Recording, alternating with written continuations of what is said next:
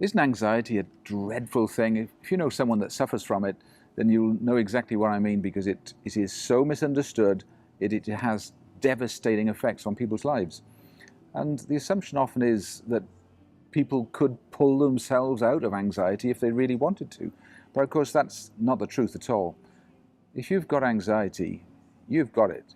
You didn't make a choice to have it, and you haven't got a choice to get rid of it. So what is it that causes it? Well, there's a combination of things, but there's one fundamental thing that increases the likelihood of anxiety.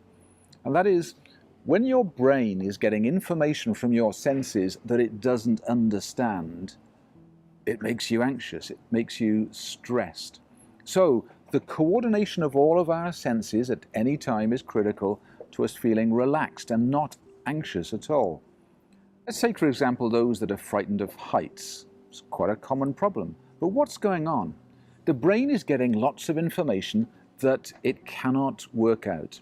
So if, for instance, you're walking across a bridge that's got gaps between the planks and you can see down, a good friend of mine, she absolutely cannot cope with that, because when her brain is getting information showing greater depth than where her feet are, it's never worked out what is happening there, and it causes anxiety. Now, for many of us, that isn't a problem, because we have got a program inside that takes that combination of sensory information and works out what's happening and knows, yep, you're actually safe. In her case, she knows she's not safe.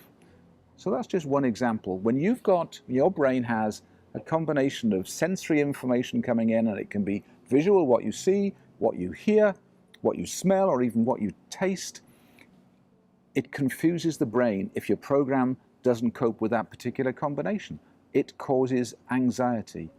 So many different situations cause people anxiety, but it always starts from the combination of input they're getting has not ever been understood fully by the brain before. The brain goes into overload. The thinking brain fills up with trying to process what's happened. And when you've got that situation, you get highly emotional, you become completely illogical, and you're experiencing an enormously stressful situation. So the message is, look, if that happens to you or someone else, understand it's not a choice. You can't snap out of it. You've been cut off from any logical understanding of what's going on.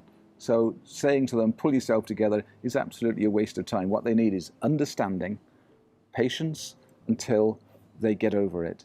I hope that makes some sense to you. Thank you for watching this video. Please do share it with anyone else that you know that could benefit from it. There's loads more to come, so do subscribe, because you can then become part of those warrior mums who are forming a movement determined to help their families in a way the establishment hasn't up till now.